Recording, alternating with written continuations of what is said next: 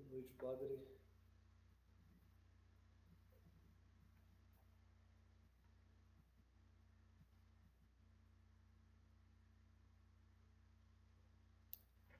Tá me escutando?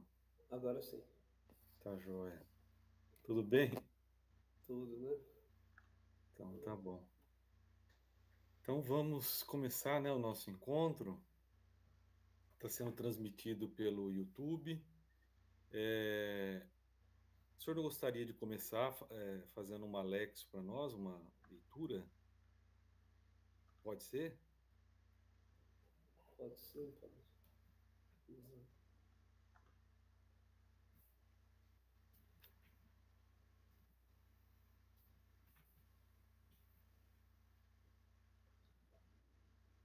Evangelho de João. Naquele dia, Jesus viu um homem cego de nascença. Cuspiu no chão, fez lama com a saliva e, colocando-a sobre os olhos do cego, disse-lhe: Vai lavar-te na piscina de Siloé, que quer dizer enviado. O cego foi, lavou-se e voltou enxergando. Os vizinhos e os que costumavam ver o cego, pois ele era mendigo, diziam: Não é aquele que ficava pedindo esmola? Uns diziam: Sim, é ele. Outros afirmavam: Não é ele, mas alguém parecido com ele. Ele, porém, dizia: Sou eu mesmo. Levaram então aos fariseus o homem que tinha sido cego. Ora, era sábado, o dia em que Jesus tinha feito lama e aberto os olhos do cego. Novamente, então, lhe perguntaram os fariseus como tinha recuperado a vista. Respondeu-lhes: Colocou lama sobre meus olhos, fui lavar-me e agora vejo.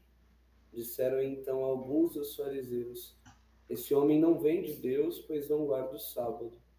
Mas outros diziam: Como pode um pecador fazer tais sinais? E havia divergência entre eles. Perguntaram outra vez ao cego: E tu, que dizes daquele que te abriu os olhos? Respondeu: É um profeta. Os fariseus disseram-lhe: Tu nasceste todo em pecado e agora queres nos ensinar? E expulsaram-no da comunidade. Jesus soube que o tinham expulsado. Encontrando-o, perguntou-lhe: Acreditas no Filho do Homem? Respondeu ele: Quem é, Senhor, para que eu creia nele? Jesus disse: Tu o estás vendo, é aquele que está falando contigo. Exclamou o cego, o que fora cego: Eu creio, Senhor. E prostrou-se diante de Jesus. Então Jesus disse: Eu vim a este mundo para exercer um julgamento, a fim de que os que não veem vejam, e os que veem se tornem cegos. Palavra da salvação.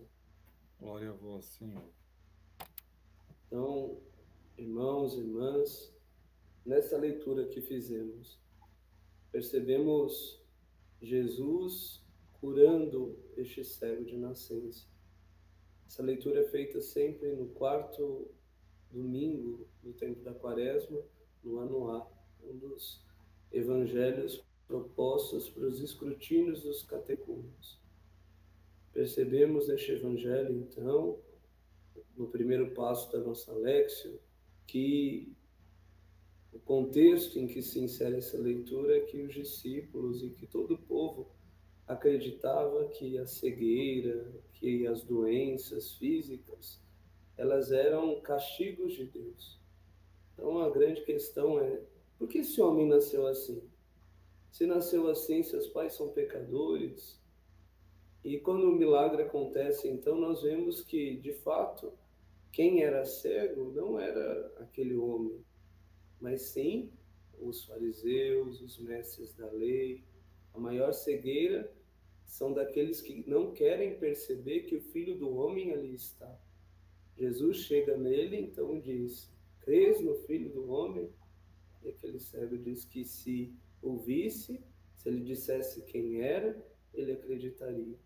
Então, irmãos e irmãs, Jesus está muito a dizer ser o Filho do Homem, está muito nos mostrando ser o Salvador.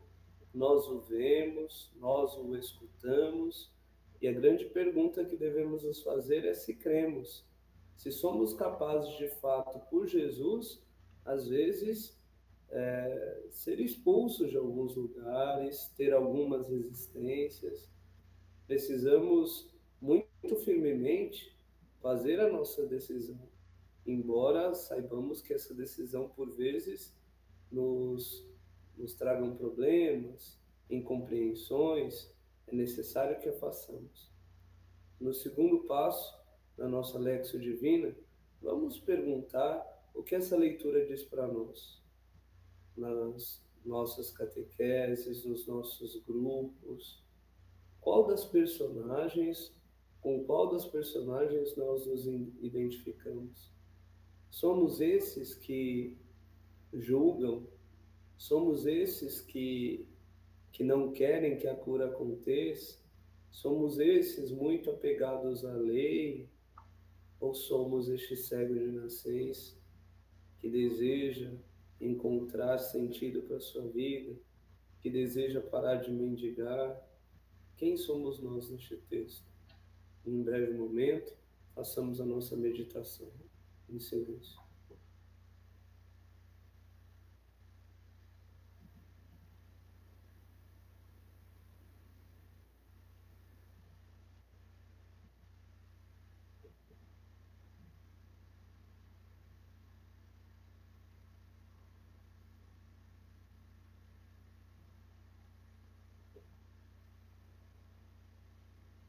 Pensando nesse texto, eu de fato me identifico muitas vezes com os fariseus e mestres da lei, que não querem aceitar, que não percebem Jesus, ele tanto que está a falar, tantos milagres já presenciei, por vezes ainda não creio, né? Não sou capaz de um segmento mais verdadeiro. Então, neste dia, eu queria, no terceiro passo, né, que é a oração, fazer esse pedido de perdão a Jesus, pelas vezes que sou cego, pelas vezes que não creio que Ele é a luz que vem iluminar minha vida, pelas vezes que não aceito essa modelagem que Ele vem fazer, não aceito este barro novo que Ele quer colocar sobre a minha visão, pelas vezes que sou pessimista, que não acredito num futuro melhor para o Brasil ou num contexto eclesial. Então eu peço perdão a Jesus e peço que Ele seja de fato a luz dos meus olhos, que Ele encha de luz o meu olhar, já que os olhos são uma janela da alma, que a minha alma esteja aberta ao novo de Deus. O último passo, meus irmãos, de uma Lexio Divina, depois de ler, meditar, orar, é contemplar. De fato, colocar a palavra na minha vida, né? O que é que eu posso fazer a partir de hoje para não ser mais esse julgador que eu citei, para não ser mais esse que acredita ver, enxergar, mas que por vezes está cego. Então eu me comprometo, né, a rezar mais, a estar mais em sintonia com o Senhor, a querer ter uma visão iluminada pela presença de Jesus. Essa é a minha contemplação, essa é a minha regra de vida que o texto de hoje me suscitou. E você aí na sua casa que acompanha essa nossa noite, o que você quer mudar na sua vida, o que você se compromete a mudar? É o momento da contemplação, é o momento de fato de perceber que a história salvífica ela nos insere nela, né? Jesus está no meio de nós. A continuação da leitura dos feitos, dos milagres, continua acontecendo no século XXI, continua acontecendo na Diocese de Amparo, continua acontecendo na Diocese de Jundiaí, continua acontecendo em todo mundo, né? Jesus está no meio de nós. Amém. Amém. Obrigado, viu, Padre Erickson, por essa léxio, né, essa leitura orante, muito importante para nós, para toda a nossa igreja, né? E como isso enriquece as nossas vidas, né? Precisamos sempre estar em sintonia com a palavra de Deus, né? Eu quero agradecer ao Padre Erickson, né, da paróquia São Pedro, de Santana de Parnaíba,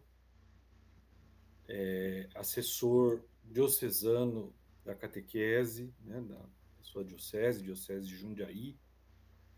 Também é membro da nossa Comissão de Animação Bíblica Pastoral do Regional Sul 1. E minha gratidão pela sua presença, pela sua ajuda, colaboração com a nossa diocese.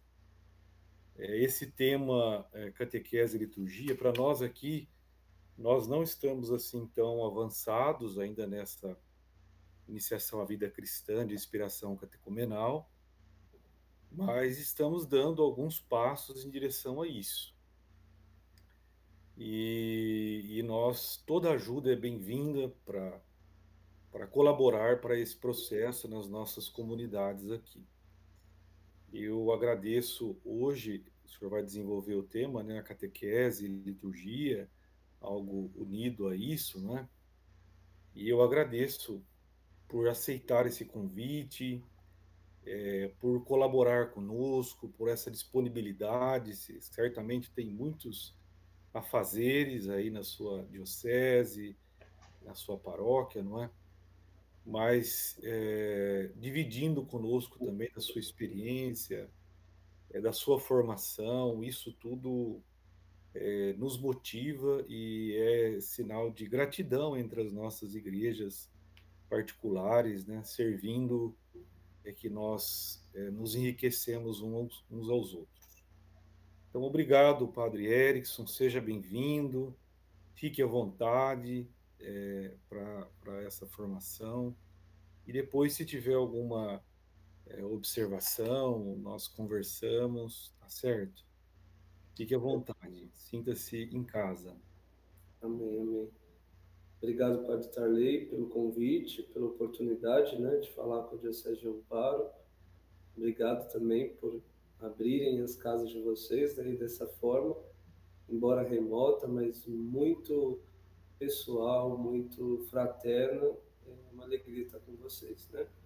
Espero que na nossa noite a gente consiga aprender um pouquinho mais, trocar experiências de verdade para a gente crescer no seguimento a Jesus. Tá certo. Vamos lá. Eu tentei aqui uma apresentação de slides, mas ela deu uma pequena falha. Então, eu inicio falando e daqui a pouco eu coloco os slides que eu preparei. Feito? Feito. Então, a primeira coisa que a gente precisa fazer, o Padre Tarley nos trouxe algumas noções. Ele falou de catequese e liturgia, falou também de uma catequese com inspiração catecumenal. Isso, para nós, tem que ficar muito claro para que a gente entenda o tema de hoje, né? Quando a gente fala de catecumenato, anotem aí, a gente está falando de uma instituição que começou na igreja lá pelo século II, muito, muito forte. Quando alguém queria ser cristão, não bastava ir na secretaria paroquial, deixar alguns documentos ali e na semana seguinte marcar o sacramento. Não. Quando alguém queria ser cristão, ele tinha a necessidade de ser apresentado por alguém que já era cristão. Então funcionava do seguinte modo, né? Eu vou pegar nomes fictícios aqui para ficar bem claro. Supondo que o Lucas trabalhe com o Marcos, né? O Lucas trabalhe com o Marcos. E o Marcos é cristão, frequenta a comunidade. E o Lucas fica só de olho, né? Nossa, por que o Marcos ele age com amor nas tarefas dele? Por que o Marcos é um cara tão bacana, com a família, né? Aqui no trabalho? O que leva o Marcos a ser diferente? E este encantamento, então, do Lucas, pela forma que o Marcos leva a vida, leva o Lucas, então, a perguntar: Marcos, o que você tem, né? O que você possui que te deixa assim, que te faz ser uma pessoa autoastral, que te faz ser tão bom com as pessoas, no trabalho, com a família, né? Você transmite, você transpira algo de diferente. O que você tem? E era então a oportunidade do Marcos anunciar, né? 6 temáticas. Quero que isso fique bem claro para vocês.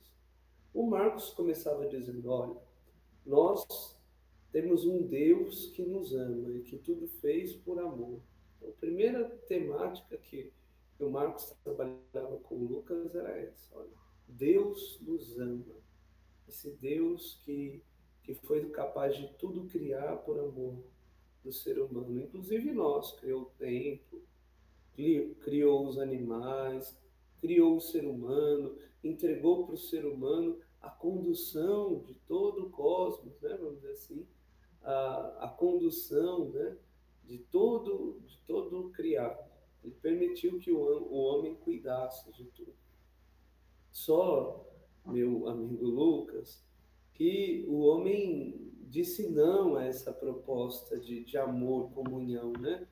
O homem, ele tinha outros planos, ele foi tentado a não querer ser criatura, mas ele foi tentado a querer tirar Deus da jogada, né? O homem foi tentado a dizer não ao sonho de Deus, que era a comunhão. Então vejam, o primeiro tema é Deus amor, o segundo tema a gente chama de pecado do homem, né? O homem não aceitou o amor de Deus.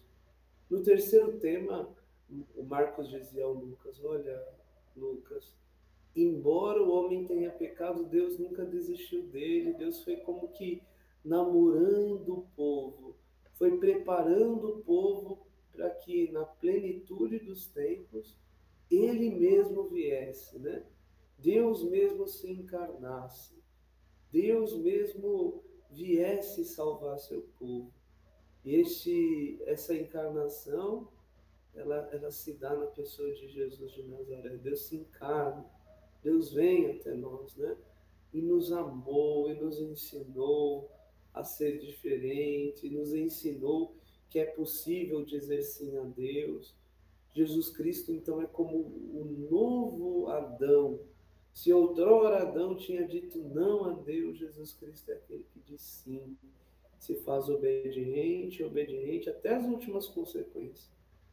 Só que esse jeito de levar a vida, Lucas, fez com que o povo não aceitasse Jesus e o matasse. Mas o Pai o ressuscitou ao terceiro dia. Então vejam, repetindo. Primeiro tema, o amor de Deus. O segundo, o pecado humano. O terceiro, Jesus Cristo. O quarto tema que o Marcos anunciava a Lucas era o seguinte: se hoje nós aceitamos Jesus, nós precisamos fazer uma adesão a Jesus, precisamos aderir a esse jeito de levar a vida, precisamos aderir ao projeto de Jesus, precisamos depositar em Jesus a nossa fé. Para isso é necessário a conversão. Para isso é necessário não querer mais ser como Adão, mas querer ser como o novo Adão que é Cristo. Então, o quarto tema é a fé e a conversão. O quinto tema é: se nós temos fé, se nós de fato queremos nos converter, nós devemos formar comunidade. Só que essa comunidade, ela não navega sozinha. Ela não navega não sabendo para onde vai. Ela tem a assistência da terceira pessoa do ser que é Deus, né? Da terceira pessoa da Trindade, que é o Espírito Santo. Então, repetindo, nós temos 6 temáticas que no início da igreja eram passadas para quem queria ser cristão. O amor de Deus, a gente pode dizer o amor de Deus Pai, o pecado do homem, Jesus Cristo, fé e conversão, comunidade e Espírito Santo. A esses 6 temas a gente dá o nome de querigma. É o anúncio em que centralmente nós temos a pessoa de Cristo Jesus. Deus vai dizer os padres da igreja, fez o homem à sua imagem e semelhança. Deus olhava Jesus e desenhava o homem. Deus olhava Jesus e desenhava, fazia tudo. Tudo por ele foi criado. Então esse é o querigma. Era isso que o Marcos anunciava ao Lucas, né? O Lucas, depois, então, de conhecer, né? De ter essa primeira evangelização, tinha que tomar uma decisão. Lucas, você quer, de fato, ser um de nós? Você quer fazer comunidade, formar comunidade conosco?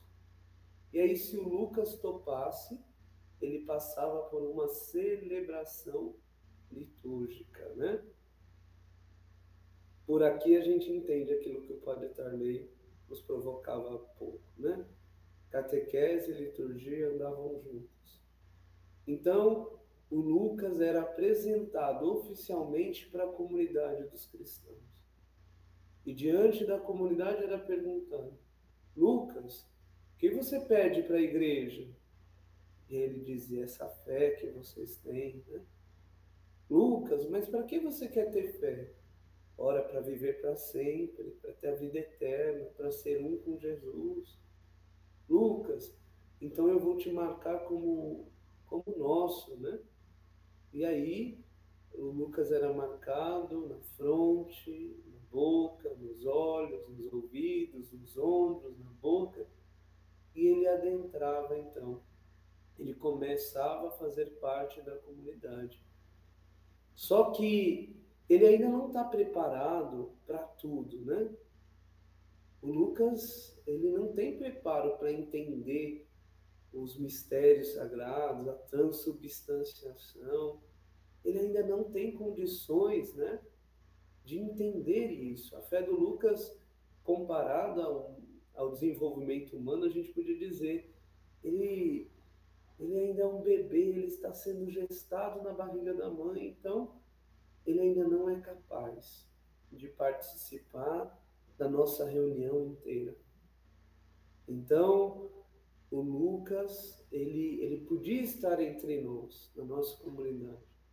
Só que ele só ficava da parte da leitura, né?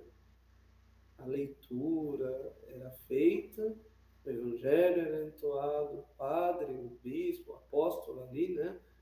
O discípulo explicava o evangelho e o Lucas era convidado a se retirar depois, né? E era assim, meus irmãos, durante 3 a 7 anos.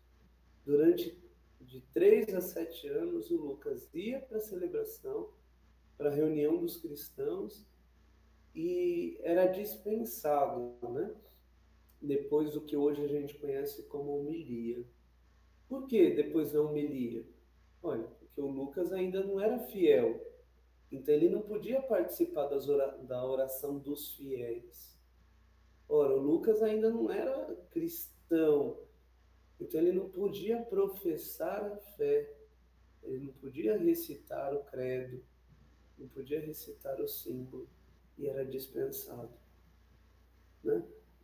E assim era, meus irmãos, durante de 3 a 7 anos, como eu disse, o Lucas era sendo formado, né, pela comunidade, pelo próprio Marcos, pelo próprio líder ali da comunidade.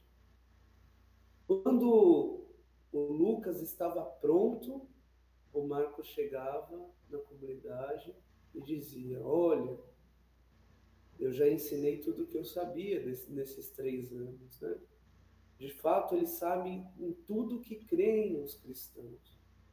E eu percebo, né, que o fato de ele estar aqui conosco não é uma escolha dele tão somente. Eu percebo que Deus o atraiu. E então o bispo, né, o bispo, ele dizia isso na frente de toda a comunidade. Perdão. Depois de 3 anos com o Lucas vindo aqui, irmãos, tendo catequese, de fato a gente percebe que Deus o atraiu, Deus o chamou. E aí o bispo declarava o Lucas eleito, né? Um eleito de Deus. O bispo declarava então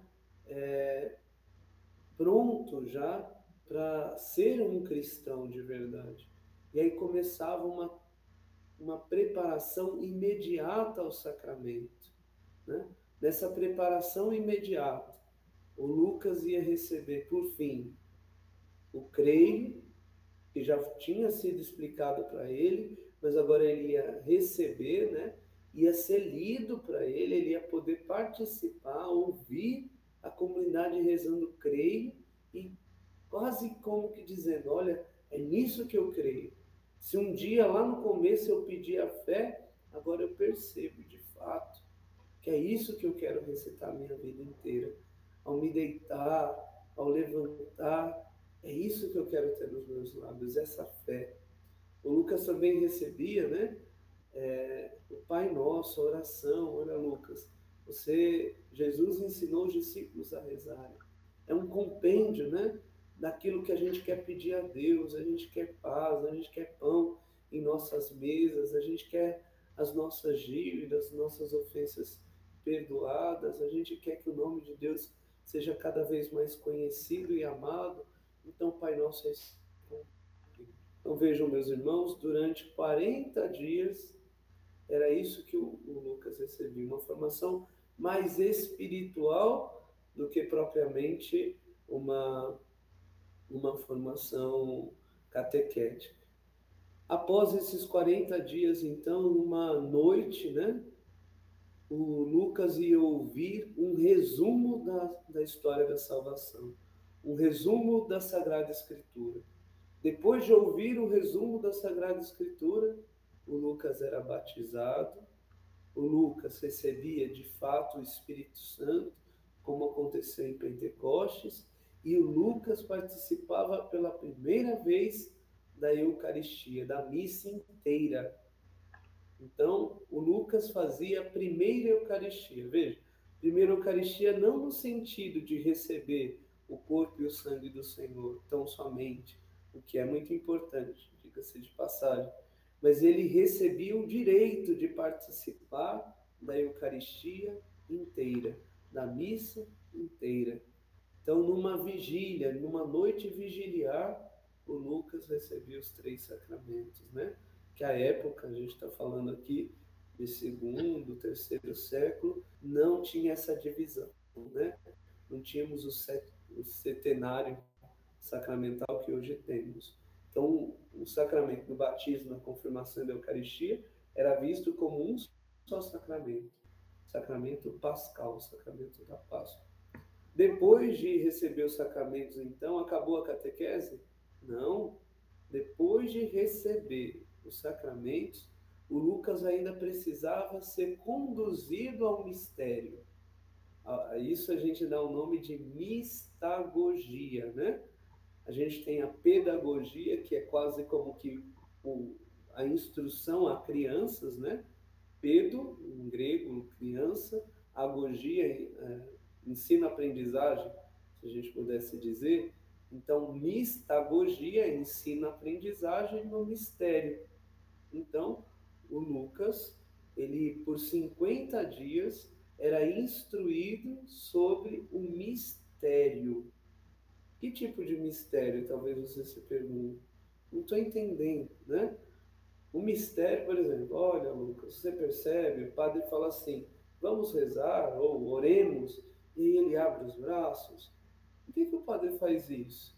Porque esse gesto significa que a gente não reza em primeira pessoa, a gente reza como igreja, a gente reza como corpo místico do crucificado, do ressuscitado. Então, quando a igreja vai rezar, ela abre os braços e o coloca em formato de cruz, né? Nós dizemos para Deus, olha, Pai, isso nós os pedimos por Cristo nosso Senhor. Então, veja, a gente não faz em nosso nome, Lucas. A gente faz em nome de Cristo. Tudo na liturgia é feita por Cristo, com Cristo e em Cristo. Então, a mistagogia, ela consentia nisso, né? Depois do sacramento, mostrar para o Lucas que todo o gesto que ali era feito, que tudo que era dito, ele de fato era uma expressão daquilo que ele tinha aprendido durante os anos de catequese.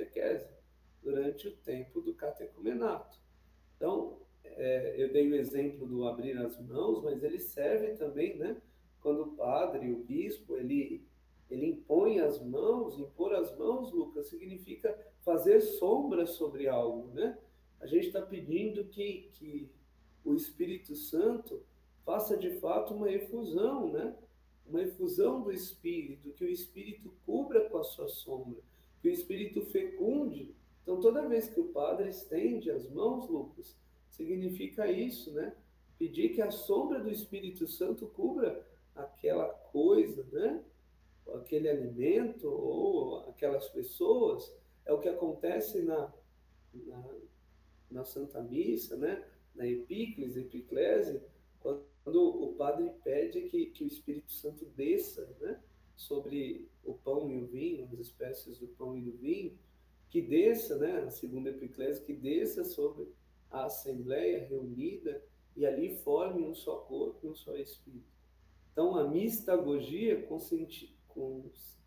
consistia nisso, irmãos, de apresentar, né, o mistério celebrado àqueles que há pouco tinham recebido a graça de serem filhos de Deus, templos do Espírito Santo e irmãos, né, corpo de Cristo, nosso Senhor. Então, a mistagogia consistia nisso. Por que é importante, eu dizia, né?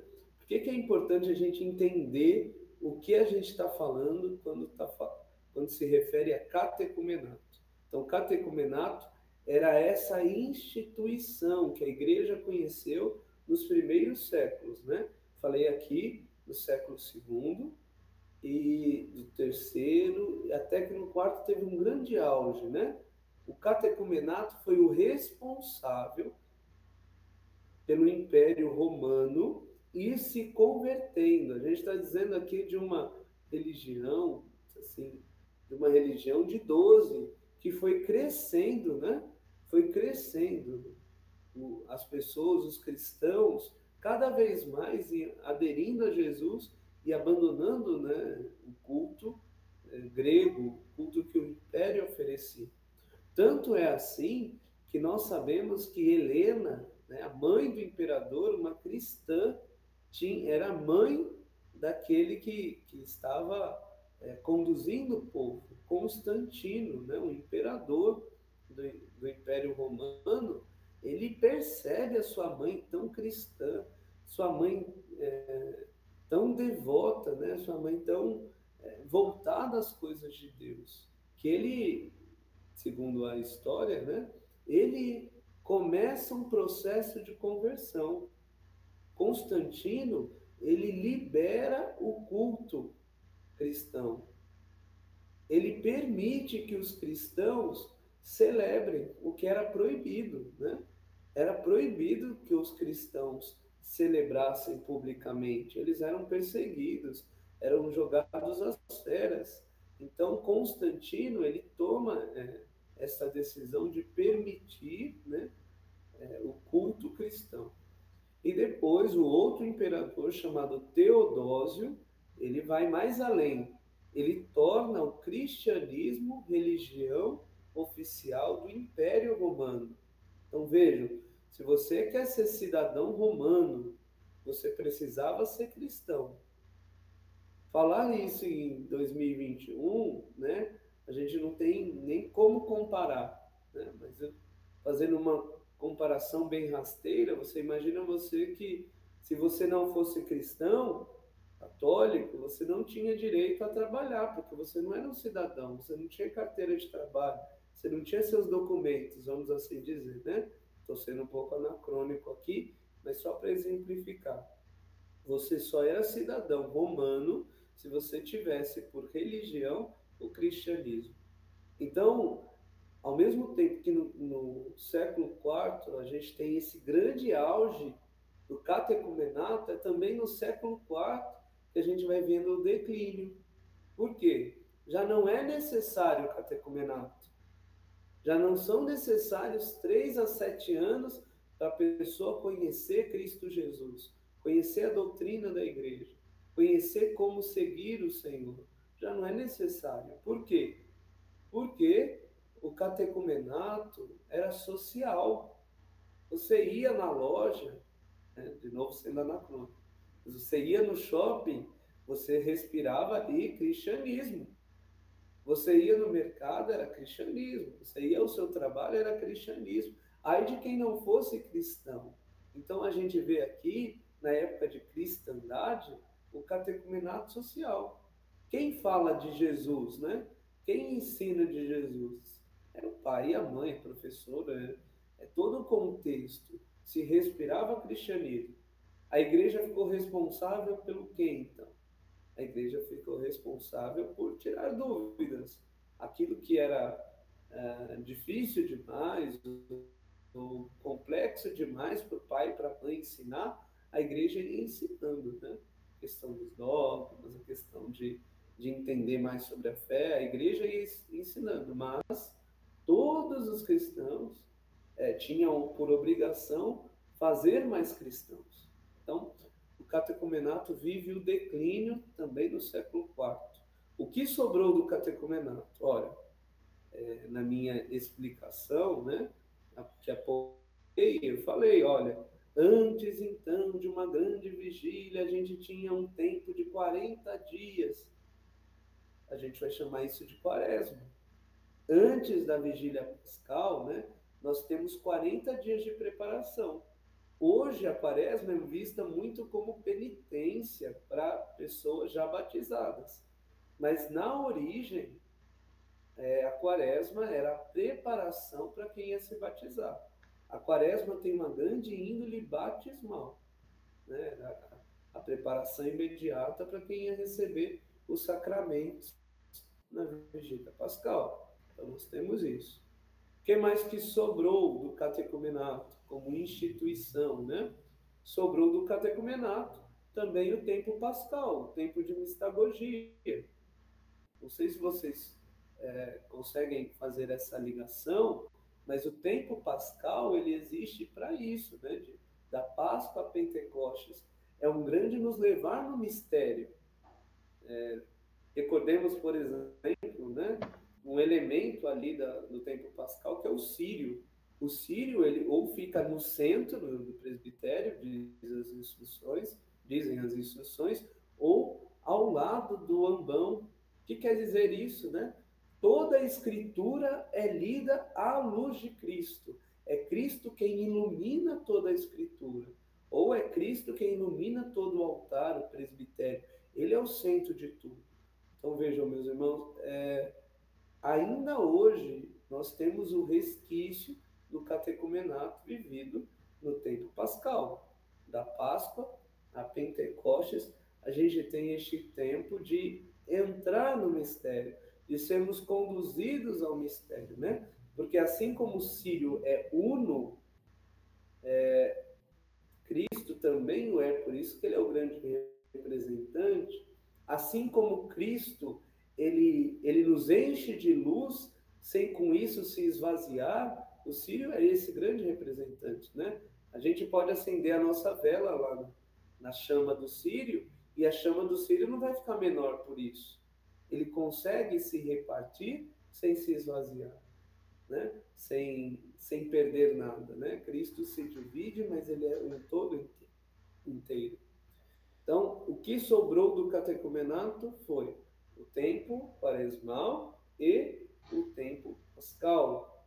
E se a gente tivesse que dizer algo, sobrou também o tempo de instrução, né? A gente é muito bom ainda na instrução, né? Olha, a gente não sabe fazer querigma, que era o primeiro tempo, que era como começava aquele bate-papo do Marcos com Lucas, aqueles 6 temas. A gente não sabe fazer querigma, a gente não sabe muito fazer a mistagogia, né? Nem uma espiritualidade, mas a gente sabe instruir, a gente sabe doutrinar. A catequese, infelizmente, ficou somente vista como doutrina. Por quê? Quem faz o querigma? Pai e mãe. Quem faz mistagogia deve ser o pai e a mãe. A igreja só tem que ensinar aquilo que o pai e a mãe não conseguem, né? Então a gente quer doutrinar. Infelizmente, quando o catecumenato vê o seu declínio, a liturgia e a catequese se divorciam, né? A catequese ela começa a ganhar áreas escolares, né? Áreas de formação escolar, de fato. E a liturgia é uma outra coisa. A catequese e a liturgia se separam, se divorciam, o que é muito ruim. O que a gente nota até hoje, né? As nossas turmas, geralmente, elas são completamente desvinculadas do ano litúrgico. As nossas turmas, a nossa catequese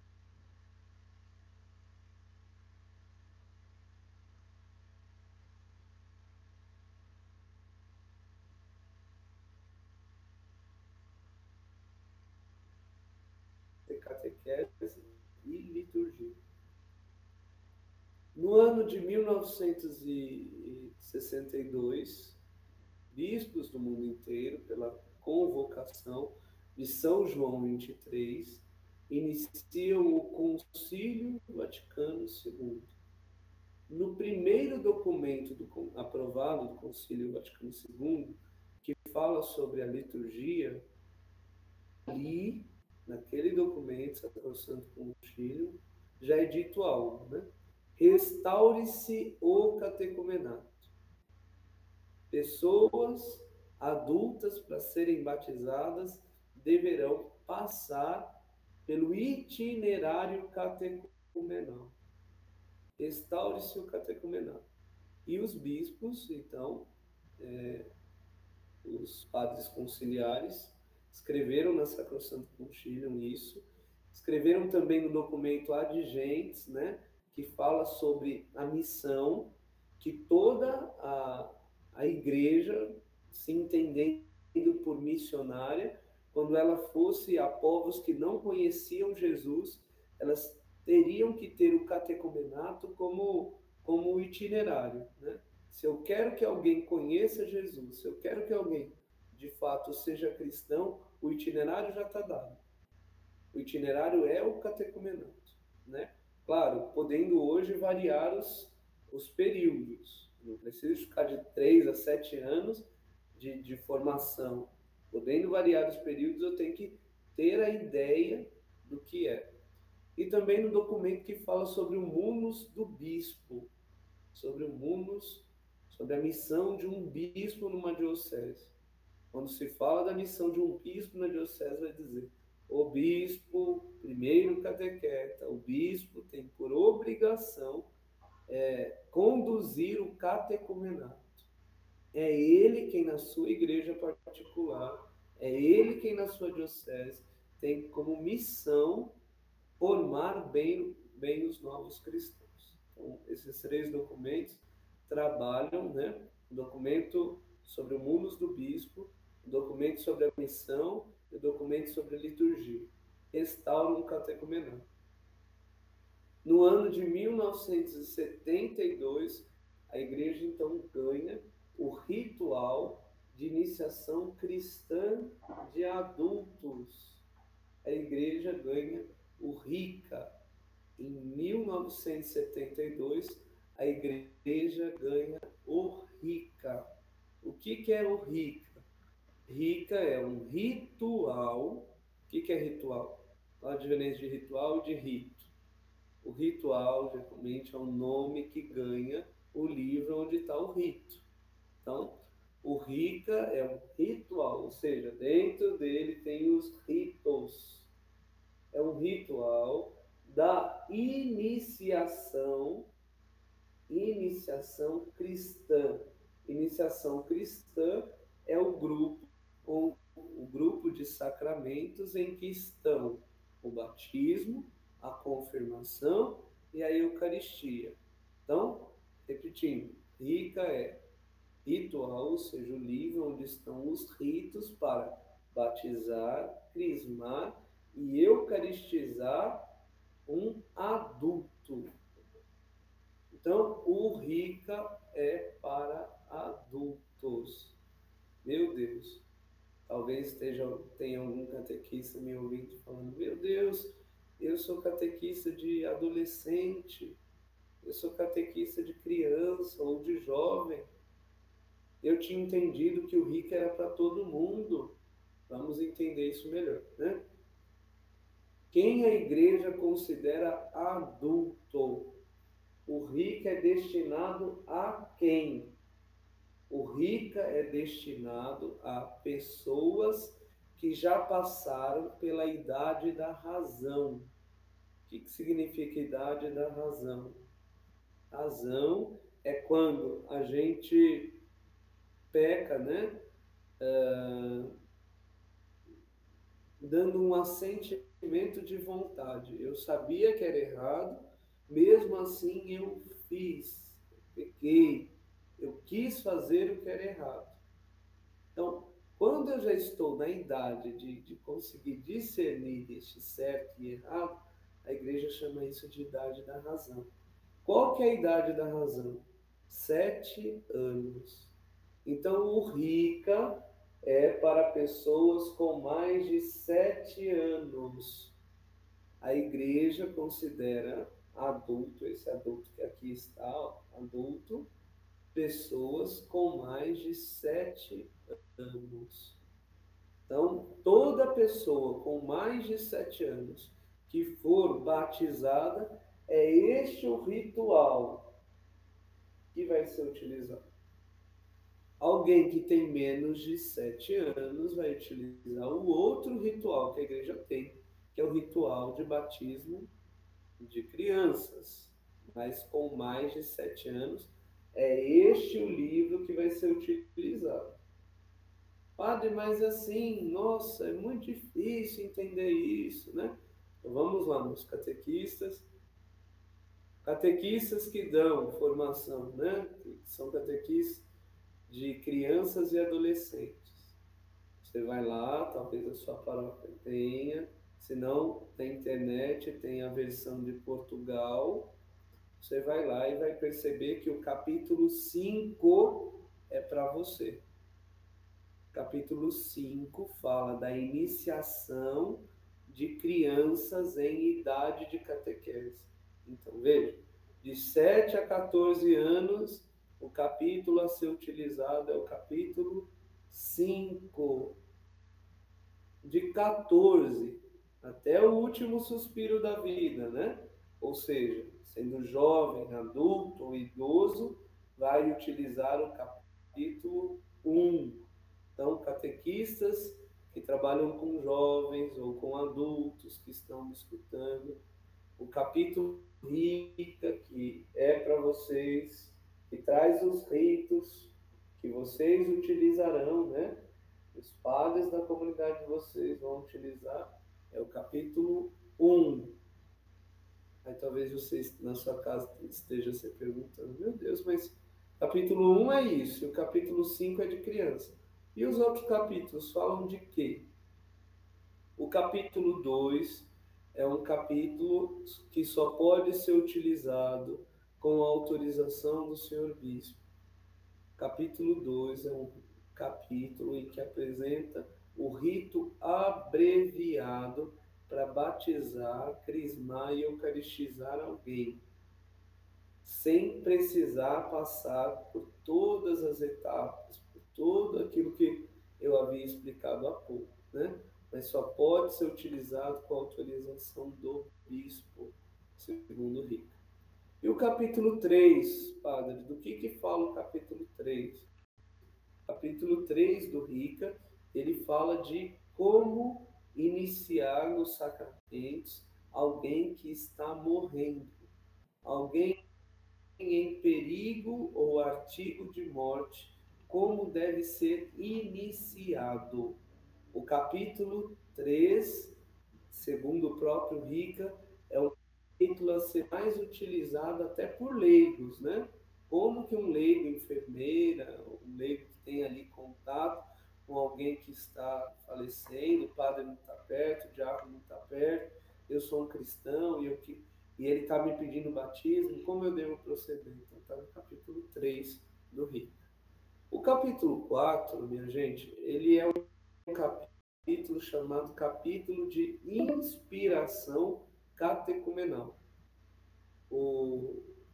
padre Tarley, ele dizia isso, né? Olha, temos a catequese de inspiração catecumenal. O que, que é isso? É o capítulo que nos orienta. Espera aí, o padre falou que é para iniciação cristã, que é para o batismo, confirmação e eucaristia. Como isso, né? Se a pessoa ela já foi batizada quando era nenenzinho, que rito que eu posso fazer com ela? Está no capítulo 4, né? Os ritos que eu posso fazer com alguém que já é batizado. O capítulo 6, ele traz os textos, né? Ele é um grande lecionário, vamos dizer assim. Ele traz os textos a serem utilizados na catequese. O capítulo 6 é um lecionário, onde traz as leituras, né? Capítulo 7, ele apresenta textos omitidos. Que textos omitidos? Na nossa tradução no Brasil, a igreja, os bispos, preferiram tirar alguns textos que não tinham a ver com a nossa realidade. Está lá no capítulo 7, né? Então, dependendo da sua realidade aí, paroquial ou diocesana, alguns textos se acomodariam à sua realidade. Está no capítulo 7. Depois o Rica também traz um apêndice, né? Como fazer para que alguém que foi batizado numa igreja cristã, né, e o batismo dela foi válido, como fazer para que essa pessoa ela adentre na plena comunhão com a igreja católica? Eu não vou poder batizar de novo, o batismo é uno, né? Ela foi batizada corretamente. Então, que rito utilizar? Está lá no rito. É o apêndice que o ritual de iniciação cristã de adultos traz. Tá certo? Eu vou dar aqui uma pausa, né? Já estamos chegando a 1 hora da nossa conversa. Será necessário entrar num... É coisa minha aqui, entrar num outro link para continuar o nosso papo.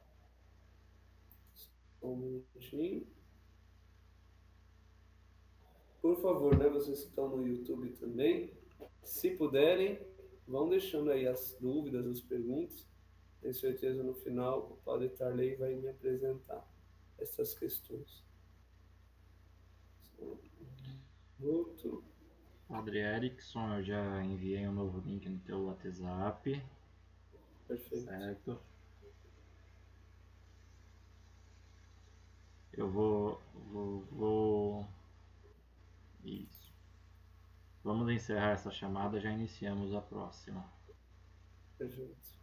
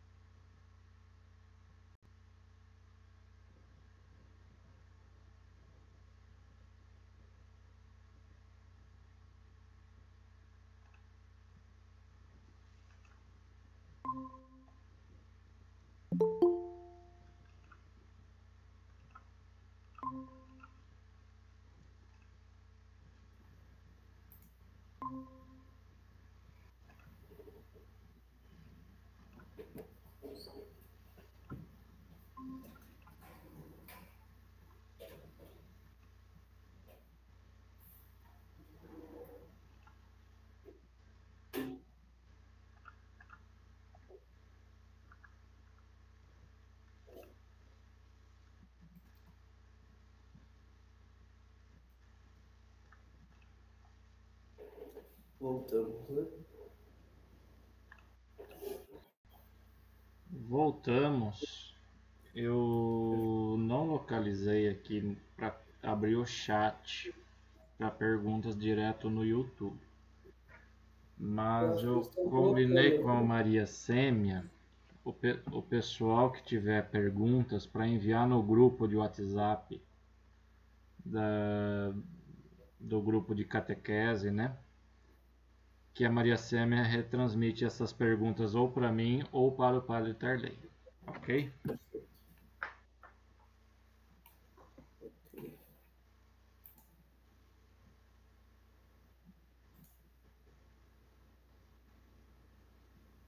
Vamos lá, continuando. Então, em 1982, houve essa restauração do catecumenato, né? A Igreja, por meio do Concílio Vaticano II, pede essa restauração. E assim aconteceu, né? Hoje nós temos este material, que é o Ritual de Iniciação Cristã de Adultos, que deve, então, nortear a nossa catequese com pessoas com mais de 7 anos. Então, para que a gente entenda a linguagem do RICA, é necessário esse conhecimento que eu dizia a vocês, né? Entender o que foi o catecumenato, entender que a igreja restaurou o catecumenato, tomando sempre o cuidado, né? Eu já ouvi isso, infelizmente, de alguns padres também, de alguns bispos, de alguns catequistas dizendo: nossa, que coisa tão arcaica, né? Não dá para retomar aquilo que vivemos lá no século IV. A igreja já fez adaptações. O Rica em si já é um livro adaptado, né? Os ritos que ali estão já foram adaptados, colocados na nossa realidade. Muita coisa foi deixada. Eu recordo de um rito, por exemplo, né? Quando ia acontecer a renúncia, a pessoa tinha que olhar para a porta, por exemplo, olhar para a porta da igreja, simbolizando o mundo, e cuspir, por exemplo. Isso era um rito que era feito e que a igreja tirou. Depois ela olhava para o altar, né, e ali fazia a sua adesão. É um rito que não existe mais, né? Mas, só para dizer, só para exemplificar, né? O Rica, ele já sofreu toda essa,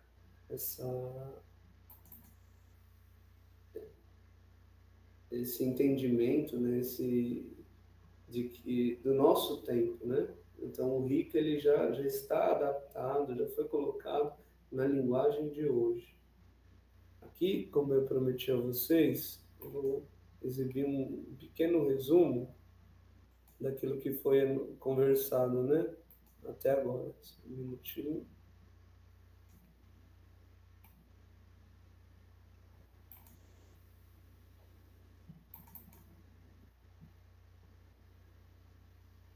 O que conversamos até agora, como um grande resumo. Para entender, então, o Rica, a gente tem que ter a abertura à linguagem que o ritual traz, né? A gente precisa de um glossário, de entender o que é iniciação, a gente precisa entender o que é, né, os ministérios que o Rica, né, os ofícios que o Rica reclama, como a função do padrinho, como a função lá daquele exemplo que eu dei do Marcos, que vai ser o introdutor. Eu preciso entender, né, essas palavras novas, né, esses vocábulos que o ritual traz, para que eu consiga desempenhar bem o meu papel de catequista, o meu papel na iniciação cristã.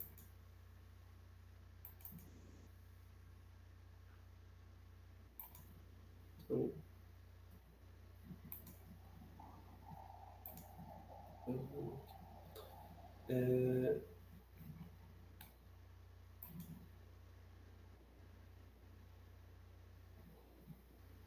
perfeito. Vou compartilhar com vocês então.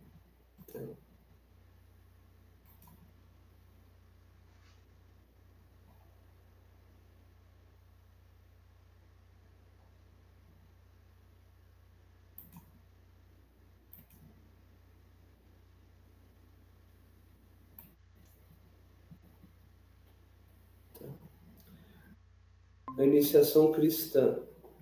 Vocês conseguem ver? Sim, padre. Perfeito. Sim. Iniciação cristã, os 4 tempos e as 3 etapas. Como eu disse, é necessário conhecer a linguagem que o Rica traz. Quando a gente lê tempo, a gente lê essa palavra tempo, a gente está se referindo ao período de catequese. Então, o Rica, ele traz 4 períodos diferentes de catequese. E quando a gente fala de etapa, é um pouquinho diferente. Para nós, etapa, a gente confunde muito, né? Porque etapa, para o Rica, é celebração litúrgica. A ideia de etapa vem do francês. Étape quer dizer parada. Então, a igreja entende a etapa como uma pausa restauradora. Aliás, é um dos nomes que ganha a Santa Missa, né? Orar, irmãos e irmãs, para que o sacrifício da igreja, nessa pausa restauradora na caminhada rumo ao céu, seja aceito por Deus Pai Todo-Poderoso. Então, tempo é catequese, etapa é celebração litúrgica. Então, o Rica propõe 4 tempos, 4 períodos catequéticos e 3 grandes celebrações litúrgicas. Então, como é chamado o primeiro tempo? O primeiro tempo é o tempo do primeiro anúncio, do querigma ou do querigma, né? É um tempo para anunciar o amor de Deus, o pecado humano, Jesus Cristo, a fé e a conversão, a comunidade e o Espírito Santo. O Rica diz que esse primeiro tempo não tem um período assim designado pela igreja. Por quê? O Rica, ele entende que isso devia ser personalizado. O querigma deve ser personalizado, né? Porque depende, se a pessoa vem de uma comunidade cristã, ela já conhece Jesus Cristo. Ela só vai ter problema quando a gente for falar ali da comunidade. Para ela, a concepção de igreja, a compreensão eclesial que ela tinha, era uma outra. Então, a gente vai ter que trabalhar no querigma mais a questão da comunidade. Então, outra coisa bem diferente é uma pessoa que vem de uma outra religião, que não era cristã, né? Não era uma comunidade cristã, mas é outra religião. Então, a gente vai ter que dizer, olha, como é o nosso Deus, como ele é um só Deus, um só ser e 3 pessoas distintas. É o Pai, o Filho, o Espírito Santo. Então, o querigma para essa pessoa, ele vai demorar mais do que para alguém que já era cristão. É algo personalizado. Então, o Rica, ele coloca, no tempo da evangelização, é indeterminado, vai de pessoa a pessoa.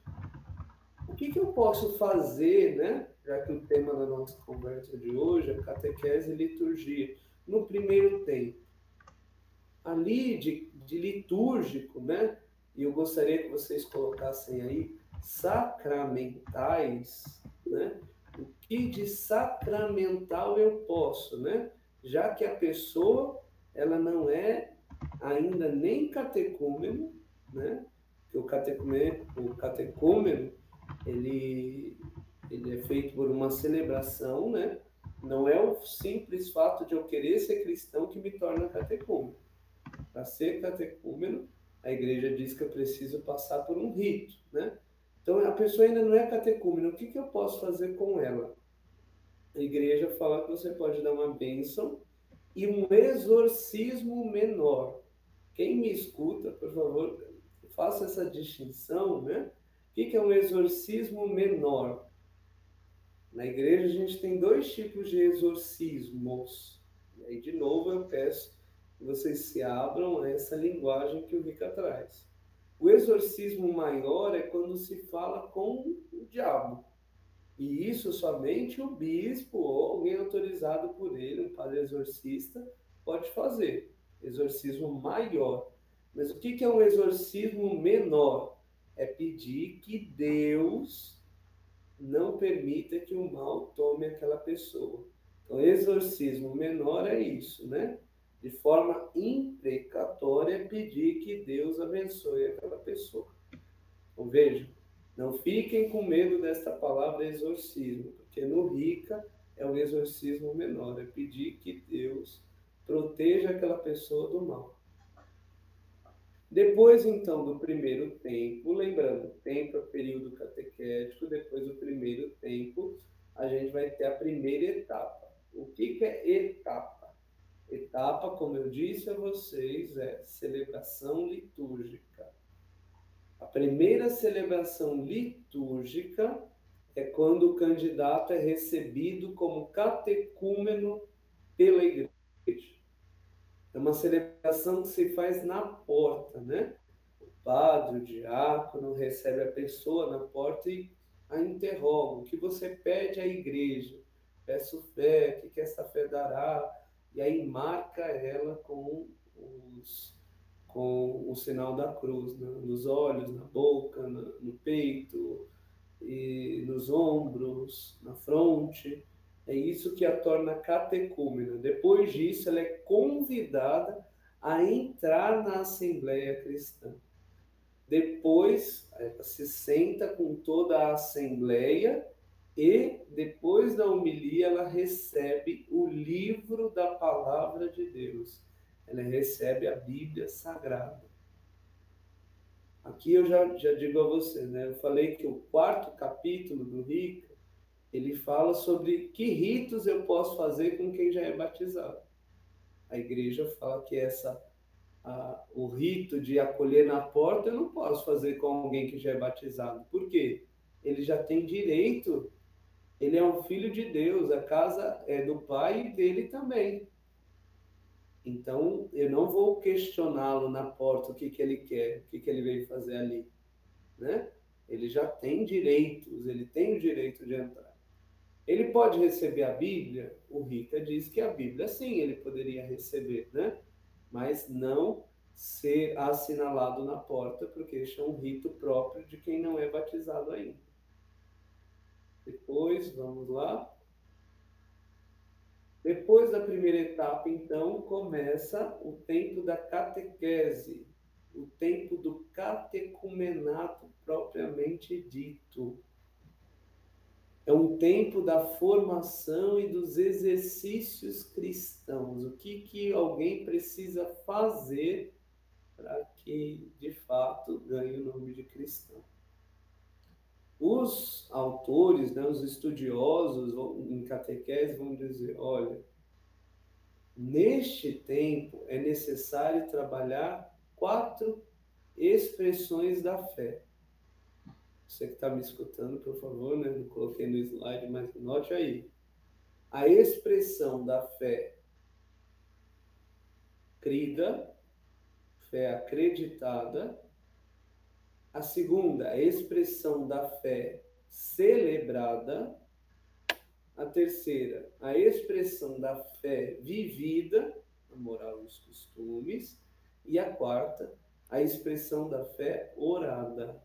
Em outras palavras, é o tempo do catecismo. O catecismo tem o compêndio da fé. A primeira parte fala da fé acreditada, a segunda, a fé celebrada, a terceira, fé vivida, né? Apresenta as moral e costumes, e a quarta, a fé orada, tendo como base o Pai Nosso. Então, os catequetas, né, e os estudiosos, eles dizem, olha, o tempo do catecumenato é um tempo de trabalhar aquilo que o catecismo traz. E o documento 107 vai dizer não só o catecismo, mas também aquilo que a igreja crê de como bem viver na sociedade, né? Como viver no mundo, é o que a gente chama de doutrina social da igreja, né? Como tratar, né, todo criado, né?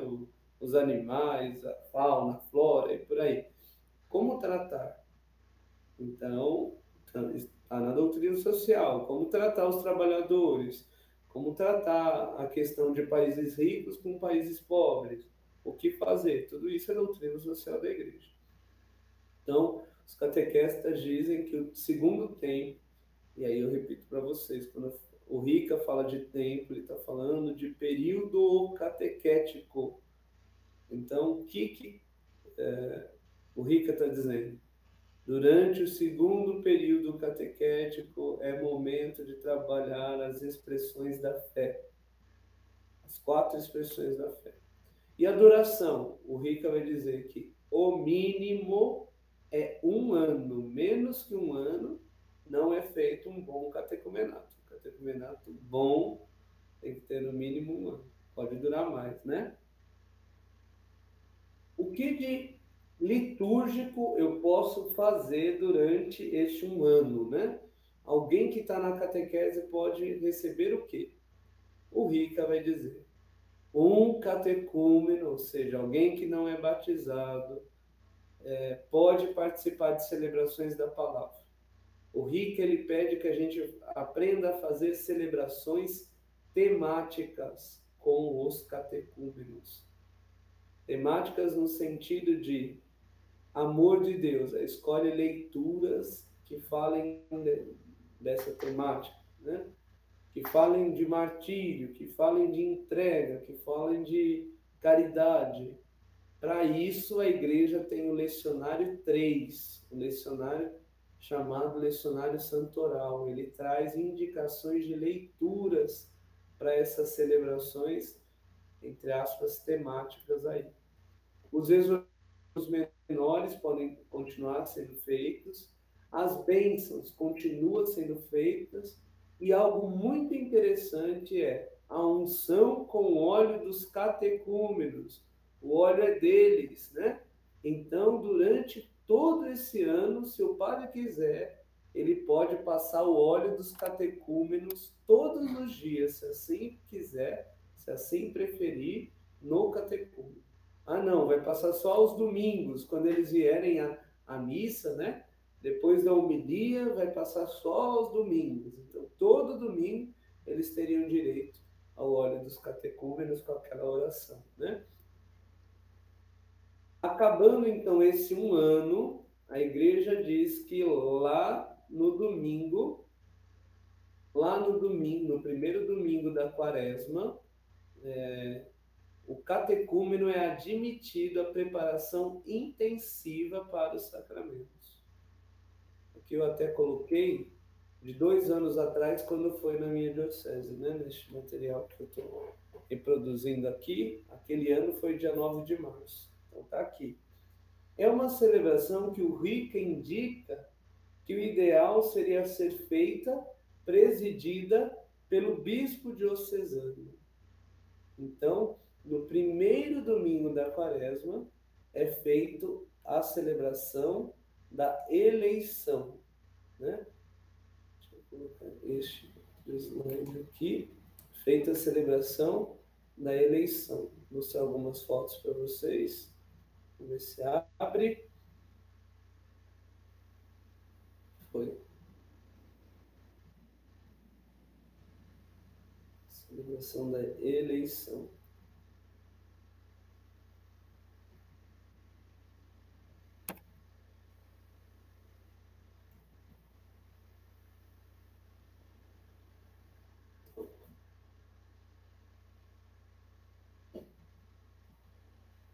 Os catecúmenos foram admitidos à preparação intensiva para os sacramentos, no primeiro domingo da quaresma. Aí eu coloquei para vocês, né, do lado direito, esses mosaicos do padre Marco Ivan Rupnik, né, que falam, que, no meu ver, eles mostram um pouquinho, né, do que a gente vai viver na quaresma. Primeiro domingo da quaresma fala do quê? O evangelho é o da tentação de Jesus no deserto. E aí eu coloquei a figura dos nossos primeiros pais, Adão e Eva. Que eu coloquei uma foto do bispo aqui de Jundiaí, né? Nessa celebração da eleição. O que ele está na mão é o livro dos eleitos. A celebração da eleição consiste em colocar o nome de quem quer ser batizado, crismado e fazer a primeira Eucaristia num livro especial. É isso que aqui na Diocese nós fizemos. Depois dessa celebração grande aí, que é feita no primeiro domingo da Quaresma, a gente começa o terceiro período catequético, que é o tempo de purificação e iluminação. O Rica vai dizer que este tempo dura 6 semanas, média de 46 dias, né? Então, tá aí. O Rica diz que dura durante a Quaresma, né? Esse tempo. Depois eu coloquei também aí essa data, ignorem que está aí embaixo, né? Mas a igreja diz que no terceiro domingo da Quaresma, os catecúmenos devem passar por um escrutínio. Outra palavra tão difícil e tão fora do nosso contexto. O que é escrutínio? Escrutínio é uma celebração de bênção e de exorcismo menor feita na frente das pessoas, vamos dizer assim. Escrutínio é isso, né? Nós vamos permitir que os catecúmenos se interroguem. Eu estou pronto para isso? Então, o evangelho indicado é o evangelho de Jesus e da samaritana. Jesus pergunta para a samaritana: cadê teu marido? E aquela mulher que já teve 5 filhos, está vivendo com o 6º, diz não ter. Marido, em hebraico, Baal, é o mesmo nome dos deuses falsos.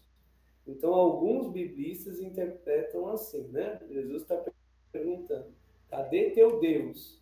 E aquela mulher diz não ter Deus. Então, Jesus vai ser o 7º, o marido perfeito, o Deus da vida daquela mulher, né? E nesta ilustração aí do Rupnik, vocês podem ver que a mulher está buscando água no poço que é Jesus. Santo Agostinho, sobre esse evangelho, diz algo muito bonito. Jesus tem sede da fé da mulher. A sede de Jesus é da fé daquela mulher. E aquela mulher, neste evangelho, vai demonstrando que a sua fé vai crescendo, né? Neste evangelho, a gente vê que ela começa a adjetivar Jesus, ou a reconhecer em Jesus, né? O servo de Deus, o Messias, o próprio Senhor. E é assim que ela anuncia aos seus irmãos samaritanos.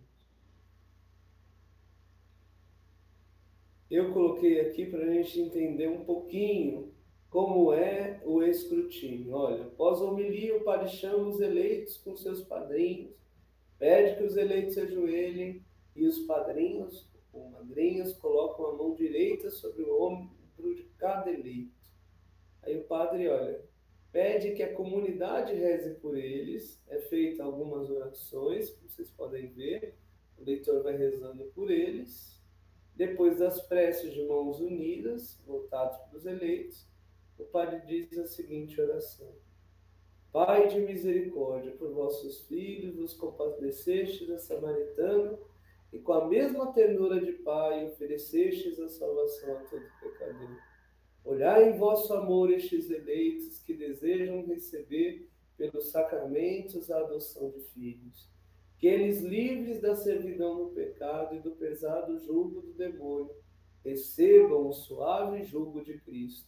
Protegei-os em todos os perigos, a fim de que vos sirvam fielmente na paz e na alegria e vos rendam graças para sempre.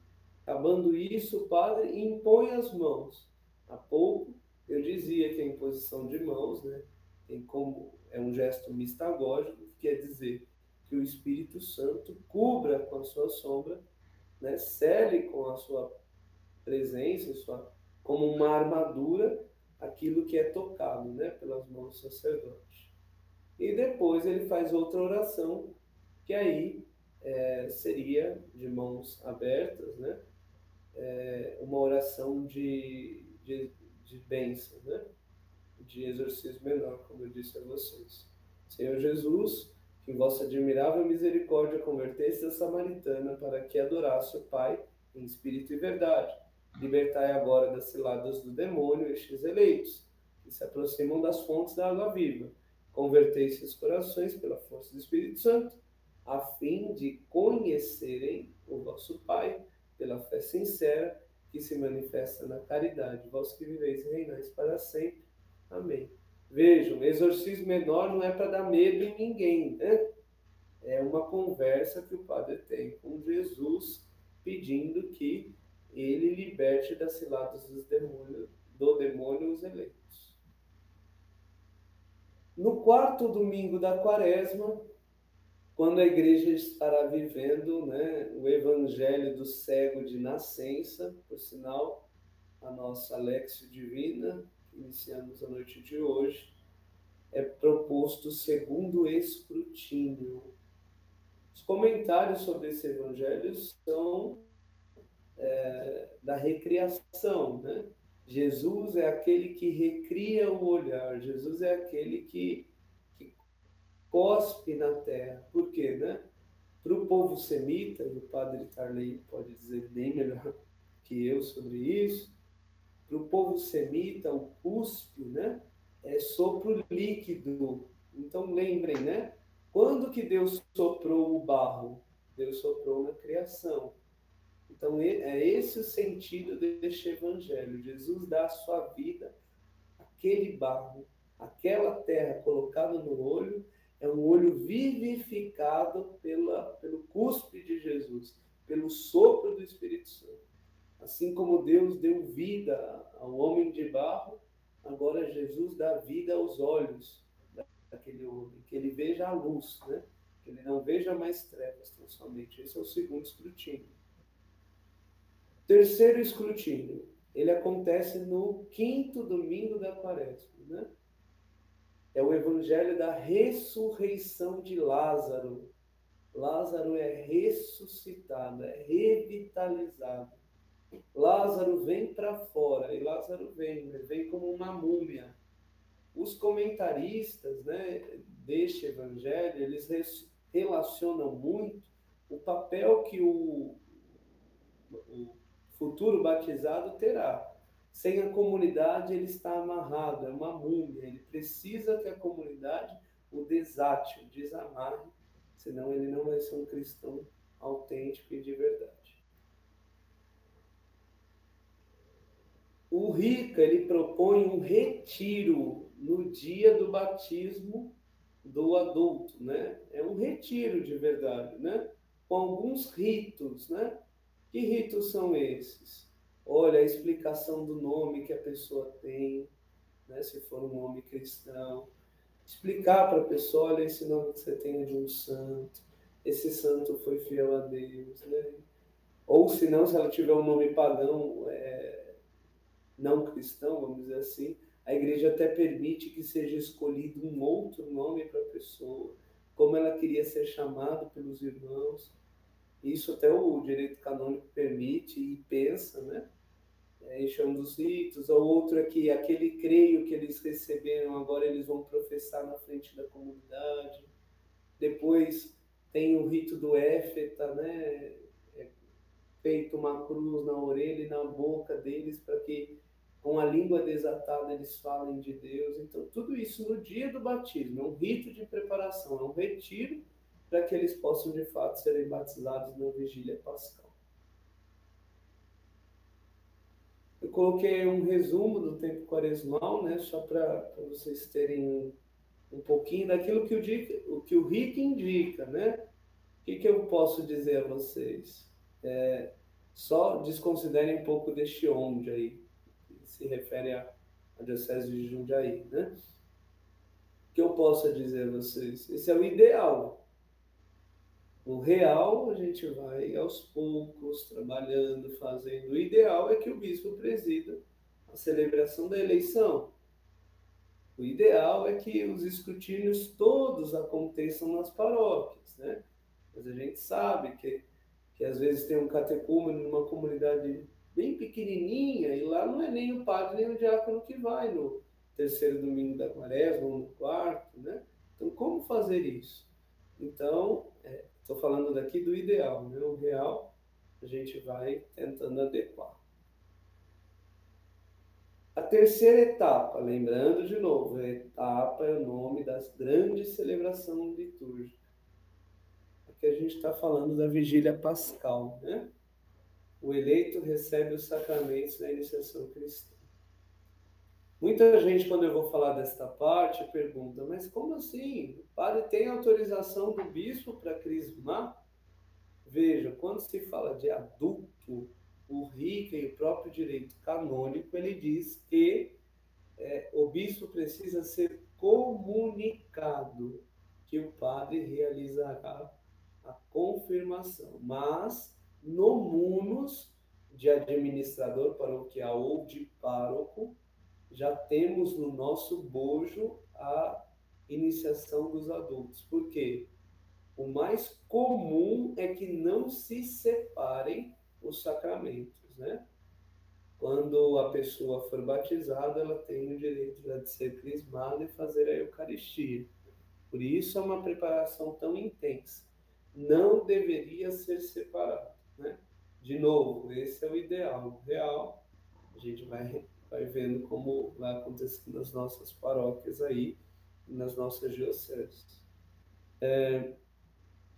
No ritual de batismo de crianças, a gente tem uma opção que fala assim, rito do batismo fora da missa. O RIC, ele não traz isso. O batismo, seja de uma criança da catequese de Eucaristia, seja de um adulto, seja de um jovem na crisma, ele é feito dentro de uma missa. Não se tem a opção de fazer fora da missa. Pessoas com mais de 7 anos são batizadas. Não existe a opção, né? E aqui eu digo, eu só fui aprender isso daqui nem na minha teologia, né? Antes que alguém que ouça esteja, nossa, meu padre faz errado. Não. Na graduação eu não aprendi isso. Eu fui fazer pós-graduação em catequese e aí ali me foi dada essa informação. Então, não culpe os padres de vocês, os párocos de vocês, porque é uma informação que infelizmente não é difundida e que a gente não recebe quando faz o curso de teologia. Bom, então, quando é que um adulto vai ser batizado? No mesmo dia que ele for crismado, fazer a Eucaristia. Esse é o ideal. Quando é que uma criança vai ser batizada? Não um mês antes, não uma semana antes. Ela vai ser batizada no mesmo dia que fizer a Eucaristia. É bonito assim e a gente simplifica, meus irmãos, porque eu só tenho 2 anos de padre, né? Mas nesses 2 anos eu tenho feito isso, né? E é muito... traz um crescimento espiritual muito grande para a paróquia e para os demais. Por quê? Enquanto eu batizo a criança, né, que não é batizado, os outros fazem a renovação das promessas do batismo, na mesma celebração, e todo mundo comunga junto. Talvez esteja se perguntando, padre, e as crianças também na vigília pascal o ideal? O ideal na vigília pascal são jovens e adultos, de 14 em diante. As crianças, se você não tiver adulto, aí você poderia utilizar, né? Se você não tivesse jovem e adulto. Mas o ideal é que seja num dos domingos, né, do tempo pascal. E por fim, nós temos o tempo da mistagogia, como eu dizia para vocês, da condução ao mistério de Cristo. É um tempo de aquisição de novas experiências. O Rica fala que deve durar 8 semanas.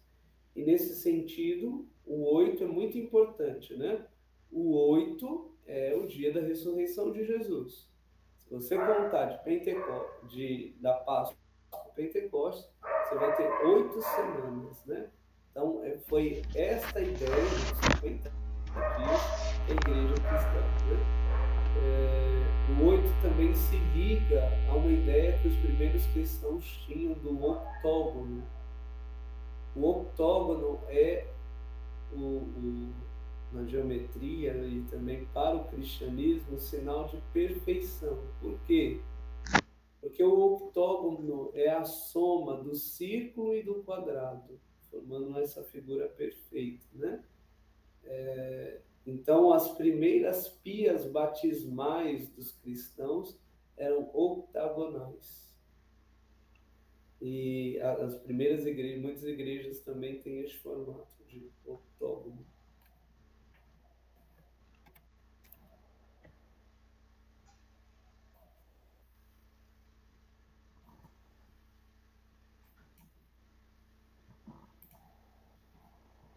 Então, era um pouquinho do que eu queria falar hoje com vocês, né? Estou tirando aqui o compartilhamento.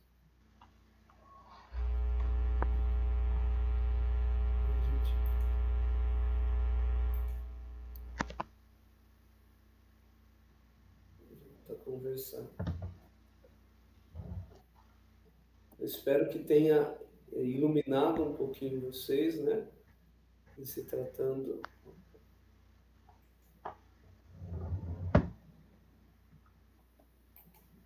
Perfeito. Espero que tenha iluminado um pouquinho, né? E se tiver alguma dúvida, estou à disposição hoje e sempre que vocês precisarem também, né? Tentei ser assim bem pedagógico, né? Para utilizar a linguagem bem mistagógico, né?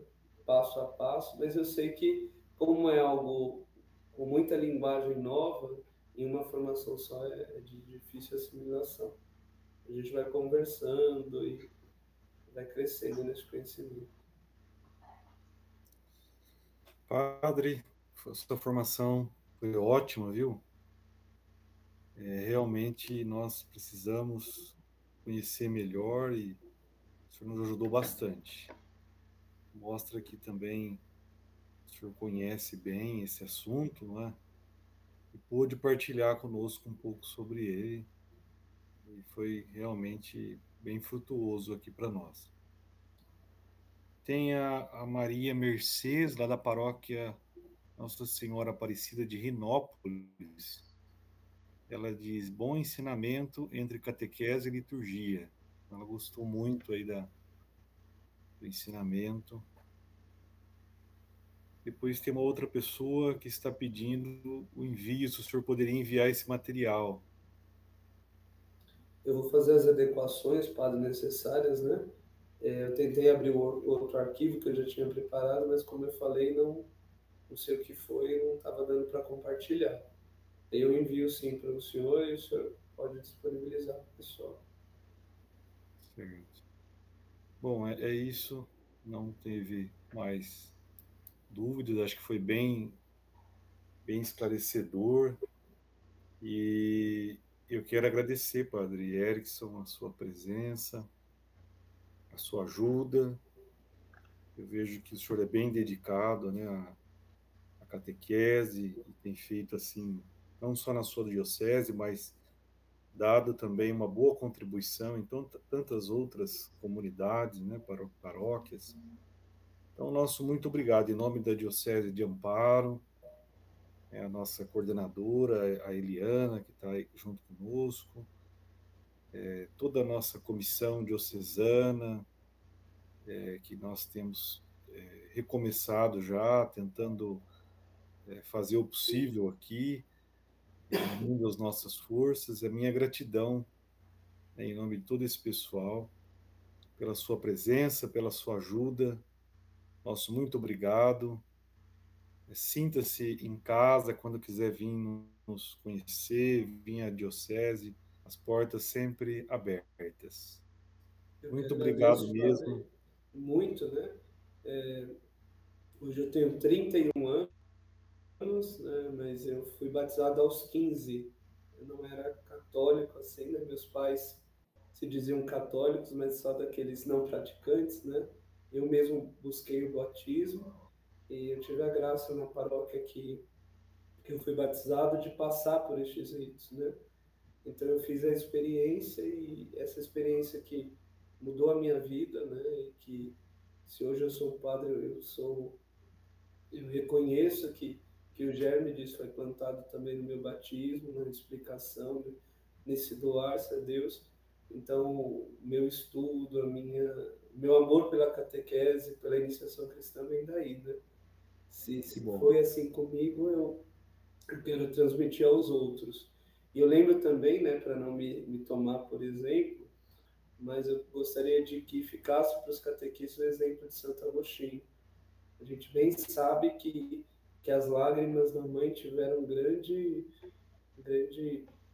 contributo para a conversão dele, mas às vezes a gente se esquece que ele foi catecúmeno de Ambrósio por 3 anos. A gente se esquece que Agostinho foi batizado numa vigília pascal. Então, Agostinho é de fato o exemplo de que o catecumenato dá certo e faz santos, né? Ele converte. Então, agradeço muito o convite, né? A Diocese de Jundiaí está aberta também para o senhor. O pessoal até hoje elogia muito sua participação na nossa Semana Bíblica aqui. Então, o que eu fiz hoje foi, de fato, devolver, né, o carinho que você tratou no nosso convite e sempre que precisar de mim, estou à disposição. Tá bom, padre. Obrigado mesmo, viu?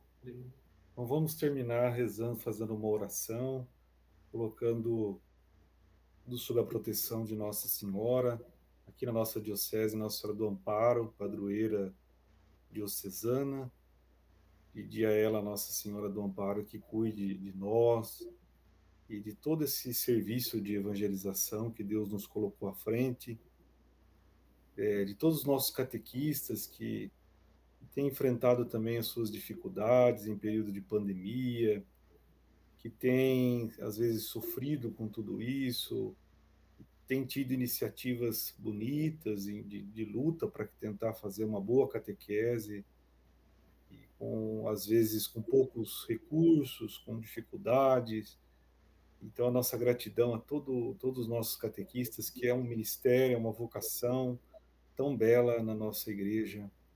Vamos rezar e colocar nos braços de Nossa Senhora essas intenções, que ela leve ao seu Filho Jesus. Ave Maria, cheia de graça, o Senhor é convosco. Bendita sois vós entre as mulheres, e bendito é o fruto do vosso ventre, Jesus. Santa Maria, Mãe de Deus, rogai por nós, pecadores, agora e na hora de nossa morte. Amém. Eu peço ao Senhor, Padre Eres, que nos dê a bênção, todos nós aqui, na nossa diocese. O Senhor esteja convosco. Ele está no meio de nós.